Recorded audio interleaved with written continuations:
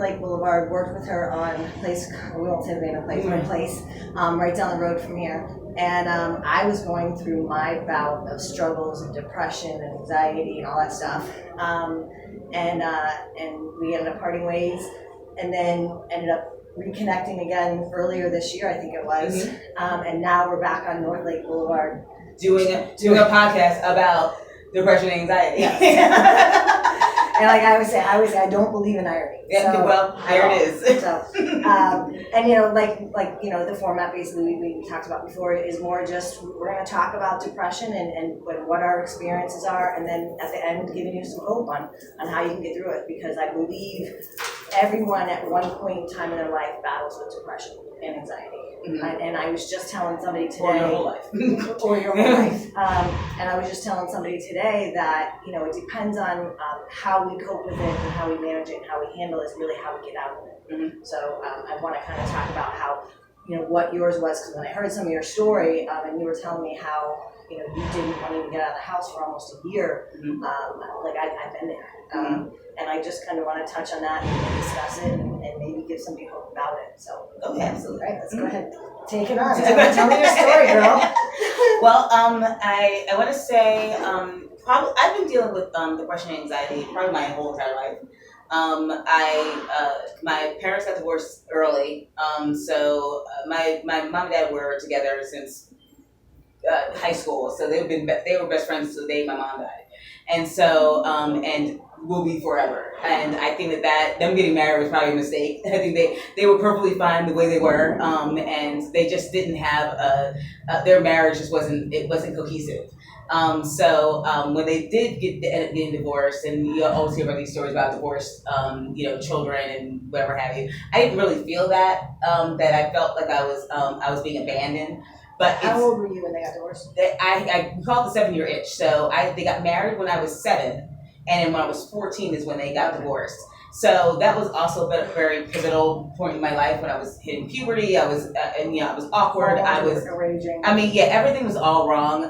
And so you do hear these stories about kids who have divorced parents that are just they wig out. And yes, I was going through a whole lot of stuff by myself. I was going through this goth phase where I wanted to wear black all the time and listen to 9 Inch Nails, and I was going to an all-white school because my mom wanted me to go to a parochial school and be better. And so I lived in the suburbs, so I was really out of place with a lot of things.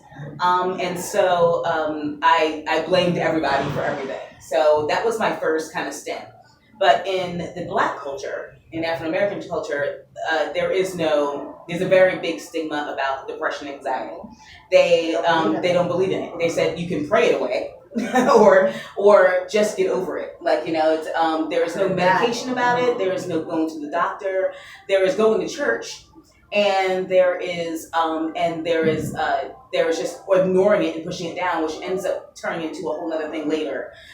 So I did a lot of that. I did a lot of pushing. I did not do a lot of prayer, even though my parents and my grandparents were very much Southern Baptist.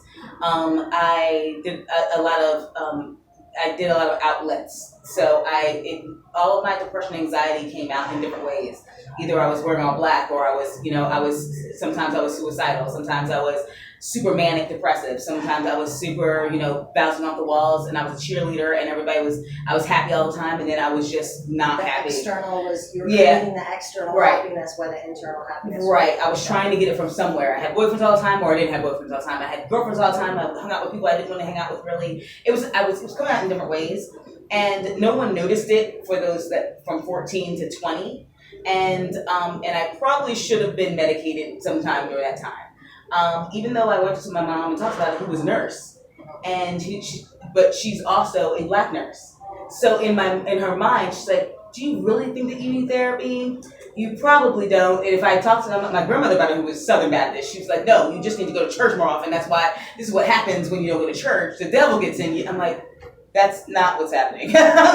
My mind I can't focus on anything. I probably had ADHD. I probably had a lot of different things going on. But that's what was happening with me when I was younger. Well, I actually was doing I do a lot of research on everything. Mm-hmm. I was doing some reading about depression. They said that there's four basically not named, but it could be biological or three biological, psychological, and social sources. So the biological is when you're talking about the medication, where there are people that need that chemical because they are missing that chemical. Some chemical imbalance, whether it's the serotonin's not being released or uptaked or whatever. I don't know. I had insomnia when I was 14. Yeah. So I mean, it's like I wasn't sleeping. Yeah. So and they say the psychological is more like the hopelessness, the low self-esteem, the let's get your head fixed, let's go to a therapist. Right. And then there's the social resources or avenues, basically, which is the neglect, the violence, the abuse.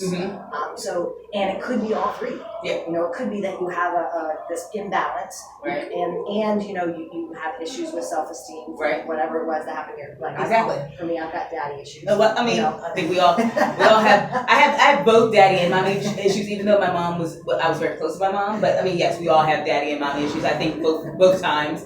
I mean, I sought out men who didn't value me as much in my mind because I thought that wasn't worthy. So it was one of those things where, and especially and that's what drives me to you as you're right. It's like all your other stuff. Right. But I mean, that's what I was doing. I was literally putting myself down all the time, and so that forces you down a hole. And I didn't realize that was happening over the past 20 years of my life of just me building myself up and then just literally me putting myself down and going, I'm not worthy of this, I'm not worthy of this, I'm not worthy of this.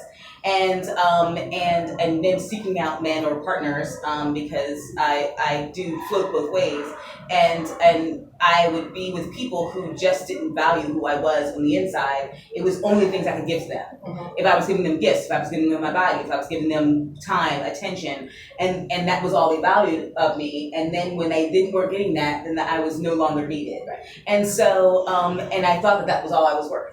And so you have to go through a shift. You have to go through a shift. Where I'm like, okay, I will give them my body, my time, my attention, this and that. And then when I don't get it in return, then that's what the psychological portion is. Well, I'm not good enough. I'm not good. Right. So it's that cycle. It's that cycle. It's a cycle. Yep. But and that was all the time. And so of course, when I got to college, I was able to handle my own health. I started going to a therapist when I was at Penn State. I started going to a therapist when I was at Temple, and without my parents' knowledge, because it was just easier not to tell them that's what I was doing. I was medicated then, very mildly medicated while I was in Penn State, which was great because then it kept me focused. Because when I first got to Penn State, I was all over the place. I was manic. I had to do everything. I was keeping my mind very because I didn't want to think about anything. Because when I stopped to think, then I got low. Right. So if I felt like I keep going faster and do all the things, but then I did all the things and went from a 4.0 average to a 1.6 average, and then that didn't work either. And I was like, well, I went to a therapist, I went to counseling, and my mom wrote me a very, very long letter about getting myself back together, and I just couldn't bring myself to tell her that it was my head that was the problem. And so, because I had already had that conversation, and she'd already blown me off about it. Right. And so it was nothing in her fault, it's just the way that she was raised as well. Right. And so, and I started seeing a therapist on my own when I went away to Penn State, and then when I came back home and went to Temple, I started seeing a therapist on campus. So, and that was my start of having therapy all of the time. And I don't think I went a year without therapy up until she died. And then when she got diagnosed with breast cancer, you go through these ebbs and flows in your life, and I don't think anyone's ever prepared for when your favorite parent, there's always one. Yeah. And when your favorite parent or your sibling or something like that dies. Well, that's and so talked about that because my mom was my best friend, and granted she died 26 years ago, but still that was really the catalyst for me. I had depression since the time I was 8. I remember that. I think you and I talked about that. And I remember going to the playground and sitting on the swing and just crying. Like, what 8-year-olds does that? So when my mom died, that depression that hit like 100%. It was like I went balls to the wall with everything that I shouldn't be doing to try to find something to get some release. Right, exactly. And I released it in a lot of different ways. I traveled a lot. I went to Vegas. I got drunk a lot. I wasn't really into drugs, so I didn't really. I guess the only medication I ever took in my life was for my allergies, and then when I was on mild antidepressants when I first got into college. But after that, I had stopped taking them because they were dulling the way that I was able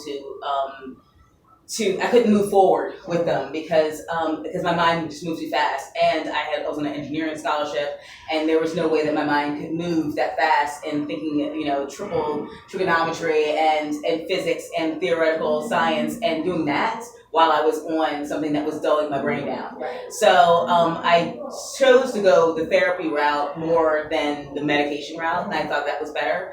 Once I got to a place where I was kind of doing therapy, once a week, then to once a month, then I kind of just made it kind of a maintenance thing.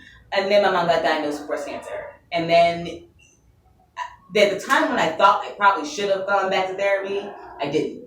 And I thought, oh, I can handle this. I can handle it because I've been through all these years of therapy. I can handle this. And I kept telling everybody I could handle it, and it looked on the surface that everything was fine. And everything looked great. And I was happy. And everybody was like, are you sure? I'm like, yep, everything's fine. And then you know what I always say to everyone, the acronym of FINE? That FINE. Fucked up, insecure, neurotic, and emotional. That is 100% it. When I hear any of the crying all the time. I'm fine. I'm fine. And then especially the short, I'm fine. Uh-huh. I'm like, oh no. No, you are not. I am not. I am 100% not fine. It's like I had some people who were really close to me really noticed the difference of one fine to the next. And I think that some people were just overcautious, and those are people I kind of pushed away, which is probably to my detriment. And some people who were just about as cautious as they should be. And those are kind of people that kind of stuck around through all of the craziness when I kind of started to spiral. When she got diagnosed, the time she died was a year and a half. She went into remission, and then and then it spread to her liver, so she was metastatic. And when it spread to her liver, it went all over her body really fast. So by the time that she was diagnosed with metastatic breast cancer, I believe she spent her last Christmas here of 2014. By February 2015, she had passed. And I was up in Philadelphia just doing things. And I'm like, I'm going to make sure that the funeral things are okay. Make sure that she gets cremated, okay. Let's make sure that gets back to the house. Make sure that everything was, and I had a really great support system at work that they let me off with all this time to make sure I could do everything. My friends gave me a lot of breathing room. So they were like, okay, if you need us, we can send food over. I had really great best friends. I had, so a lot of really great people around me that were supporting me, but they did it at arm's length, which was great. I had some people who were just too overbearing, and I was like, I can't do this. But the first 4 weeks for me were the easiest because I didn't have time. I had to go through the stuff and you had to sign all this paperwork, and everything is very strict. Everything is very strict. There's a lot of people around too during those first 2 to 4 weeks. Exactly. So there's all the stuff that you got to do. Yeah. The time that I hated was when I got back to Florida, and then I had to be by myself, and I was still. And then the stillness and the silence, and that time when you just go, oh, I need to call my mom, and I'm like. And you just go, this is not cool. So it's so in order to fix that, you go, I'm going to forget anything that ever happened. So then you start pushing. Then you start burying, and then you start covering it with alcohol and everything, and stuffing, and then I worked 50 hours a week, and my boss was like, are you sure you just want? I said, I need to work, I need to do something. I need something in my time, so I'm not thinking. And so, when I wasn't working, I was drinking, and if I wasn't drinking, I was sleeping. Right. So it was one of those things where, and I was totally a functional alcoholic at the time, but the quietness is what got me crazy, and I continued to spiral, and I got spiraled down to a point where I literally had to leave work. Like I was working fine. Nothing went wrong at work. Nothing went quite as bad. I mean, when we're comparing, some depression, anxiety stories about work, I don't think I was quite there. I mean, but you weren't as bad as I was. No. Because I didn't have anybody would tell me that. I had to come to Jesus with you, and I was like, come to Jesus. I don't even believe in Jesus, but you need to come to Jesus. But I feel like people were just seeing the unraveling of my, like, the devolution of my brain. It was just like, I just could not keep it all together. And I just felt like I was crying all the time on the inside and nothing was making it better. And so, okay, yeah. so you just said something that kind of triggered a question. So you're crying on the inside, right? But would you ever cry on the outside? Rarely. And see that was okay. So I had this discussion with people to where I say, crying is a useless emotion. Mm-hmm. And that is actually a really wonderful emotion. You should do it all the time. That's what she said. And for the longest time, I didn't cry. I stuffed to cry. Because if I cried, it would stop giving me time to fix whatever it was the depression was causing. Right. So she said, no, crying is a release. Purifying. It's a release. It's a release. You have to release the energy somewhere. Yes. The drinking was the release for me because then I was able to numb the feeling. Mm-hmm. But the crying, once I went back into therapy, the crying was the release of the energy. And the emotion, because all I was doing was piling energy on top of each other. Right. And then when you start doing that and you're stacking energy, it's all I'm doing is carrying around all this stuff. Right. Like now I'm just carrying it with me, and I was heavy and ready to explode. Right, I was just heavy. I was heavy all the time, and no one could talk to me. Everything everything anybody said to me triggered something, and I was always triggered. I'm like, please stop talking to me about. No, I'm fine. Like I'm tired of you asking me how I'm okay. If I'm okay, do I look okay? It's like so. It was very. I mean, I lost a couple best friends through that because I just remember at probably the second or third anniversary of my. Probably the second anniversary or anniversary, I should say, of my mom's death. My best friend at the time, he would come to my house and he knew what day it was that I was going to lose my mind. Yep. And he would come to my house and I'd be literally sitting there with a knife in my hands trying to leave the world. Yep. And at some point that gets too much for any one person to deal with. Yep. Because even though he was probably one of the people I let in, it's hard on anyone's soul to watch someone that you love just devolve. Right. And to the point where he's like, you need help that I can't give you. Right. And I just sat there and then he had to walk away. Now a lot of people I had 2 dates that I would fall. Right. And I'm gonna tell you the only thing that helped me, so I had 2 dates. Is it Mother's Day too? Mother's Day kinda got me every once in a while, but it was always the day of her death. And it was always her birthday. And somebody actually said to me, you lose it in February. February is like your worst month, and you lose it. Yeah, we talked about that. And they said, why can't you just celebrate her rather than celebrate her the whole month rather than be concentrating on the loss that you had in that month. Right. Mm-hmm. And when I changed that, probably about. I tried it like 7 years ago, but it really, really hit home about 4. Yeah. And I was like, they're right. Yep. It is a totally different perspective change. When I finally got into therapy and with my best friend kind of turning his back on me, which is probably the best thing he could have ever done for me, because then it forced me to save myself. Because then I was so far down that I could not get up. When you think that you're at rock bottom, and then I started digging further, and I'm like, oh, I can hit another bottom after this. I'm sure I can. Where for a year, I was almost like one of those people who that have a phobia about leaving the house. I can't remember what the term was for. I can't get off the top of my head. Where I would have agoraphobe or something like that. Yeah, I would have people come to my house and I would have groceries be delivered. I wouldn't leave my house. I couldn't like leave the house at all. Well, because the light just made me I was like a vampire. I was like the light made me hopeful, and I didn't want to be hopeful. Well, I wanted to be sad. Itself can trigger and manifest in different ways. So it can trigger in changes in sleep patterns, appetite, energy, concentration, daily activity, self-esteem, and lack of interest. I wasn't interested in anything. Yeah. I took off from work. I left work at the I want to say at the end of 2016. I want to say, and I took a sabbatical. So at that point I was working on trying to get my certifications for my IT degree. And I did do that. I did try to get that happen. Because you got your master's. Yeah, I did get my master's right as my mom, right after my mom got sick. Mm-hmm. So she was able to see me graduate with my master's degree. Oh. So, and then she got sick. And I was like, ugh. And then everything fell off. So I was trying to get my life back. And I kind of started going in the forward direction with it. And then just kept getting setbacks because I wasn't dealing with the grief. So that whole year was me trying to get those certifications up, and then trying to do that while I'm trying to deal with depression, anxiety. It was crippling. It was crippling.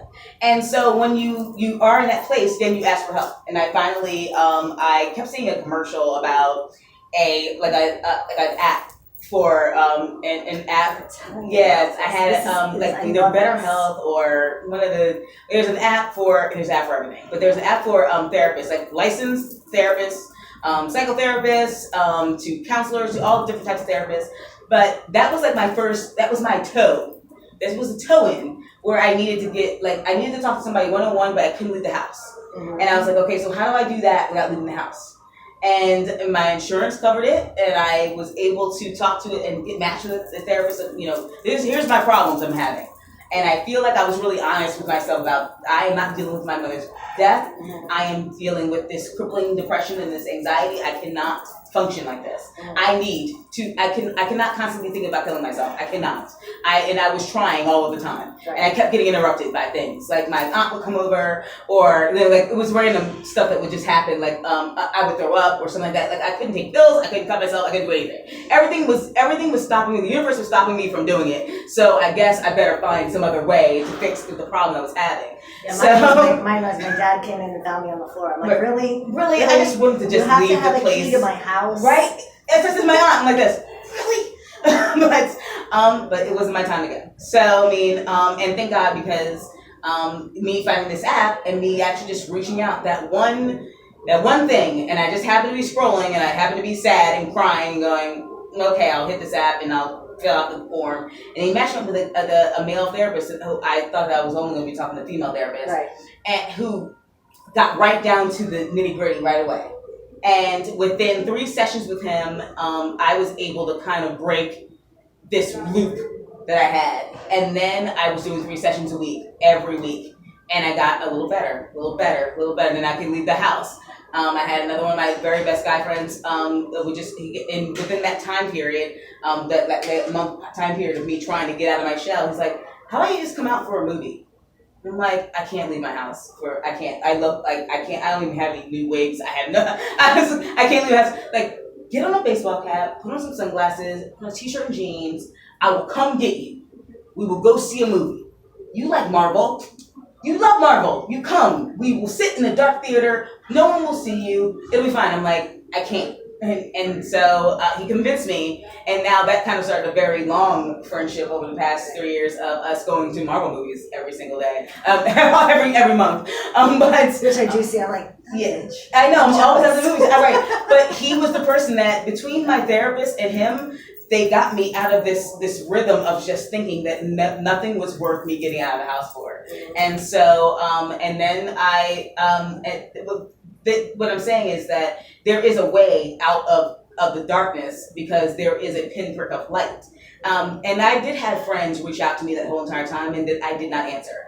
And there were people that still knocked on the door. They still sent me text messages.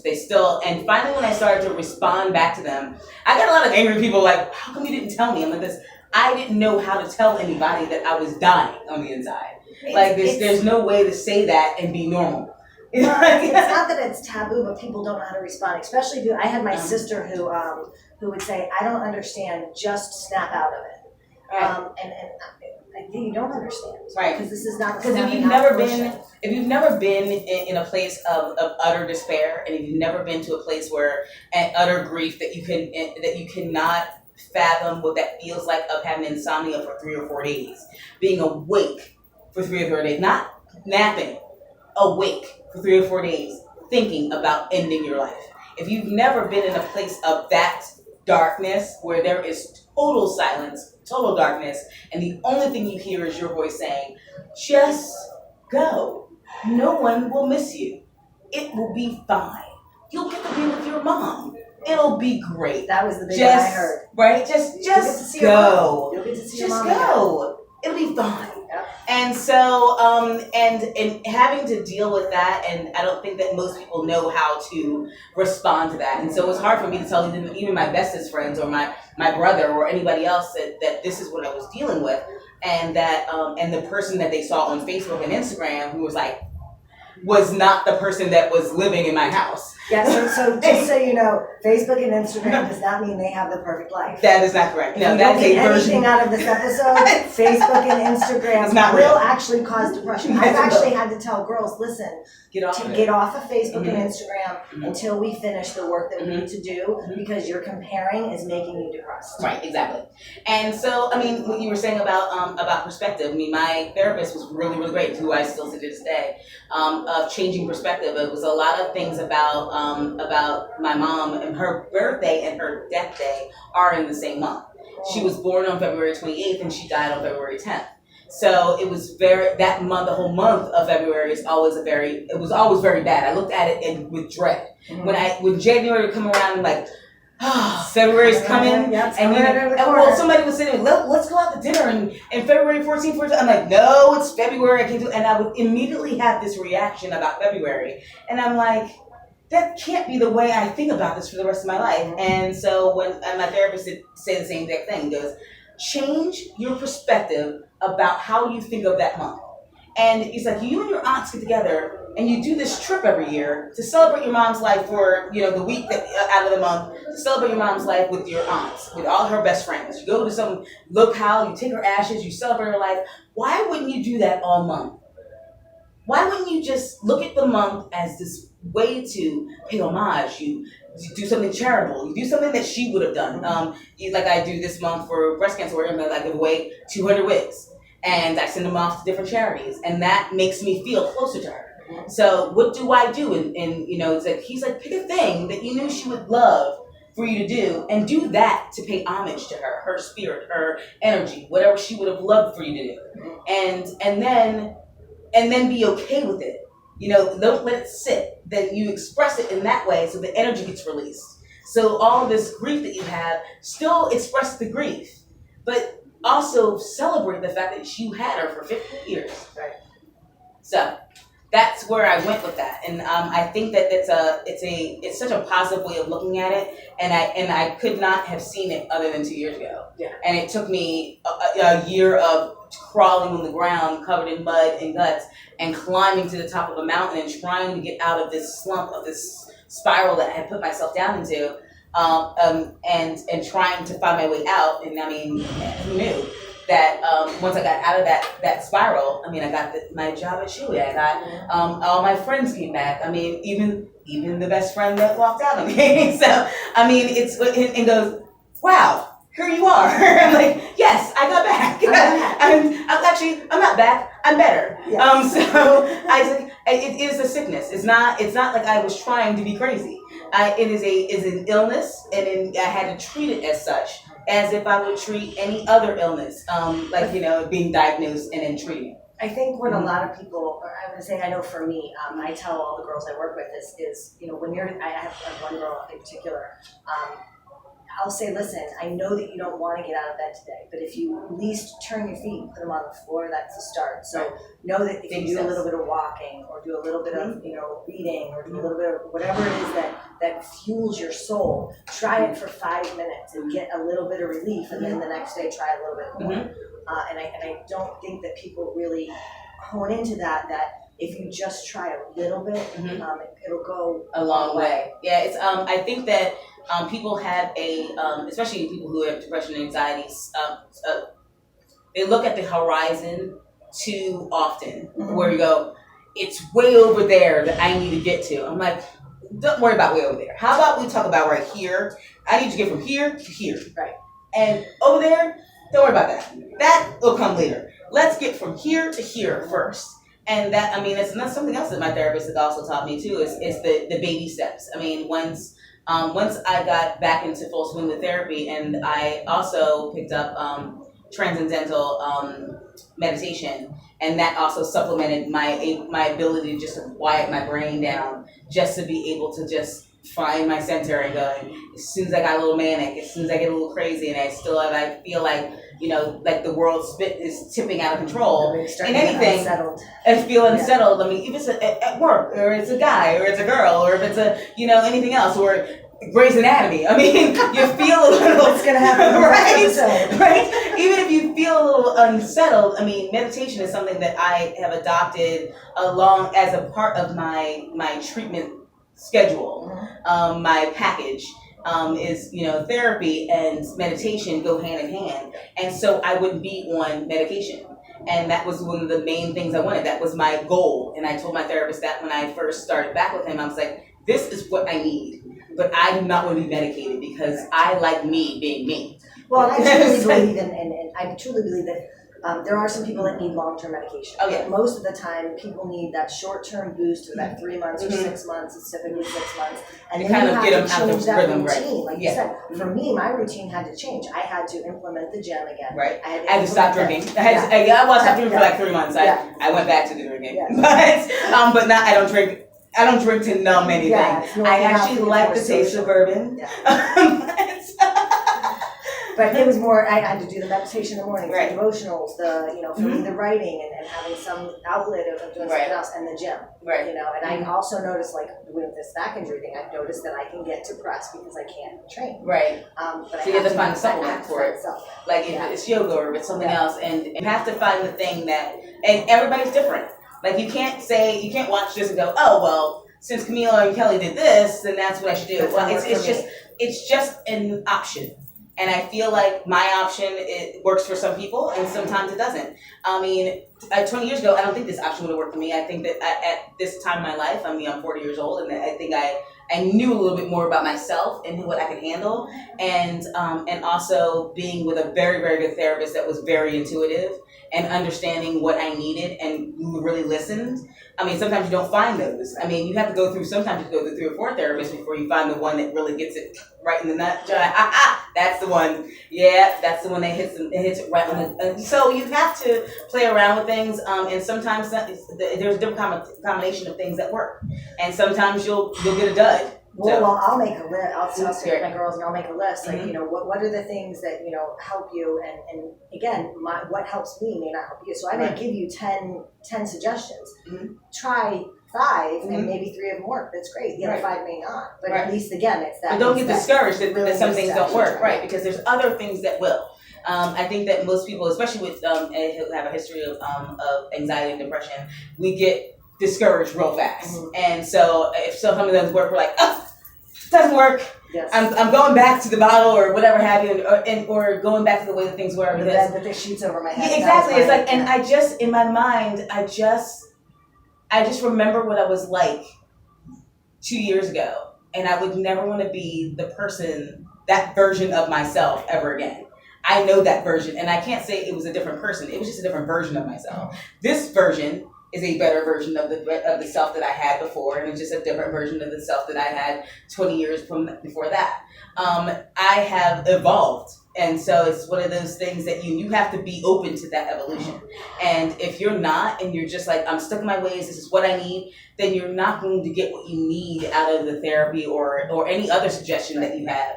You're just not going to get it. You have to be open to the fact